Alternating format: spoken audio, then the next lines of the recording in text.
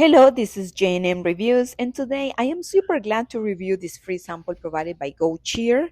So, as you can see here, it comes with manual instructions.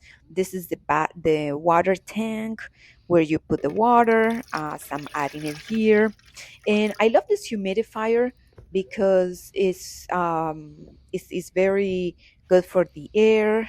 I just have to plug it in.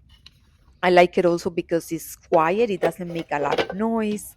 So it has a grip friendly that I'm going to put inside the main unit.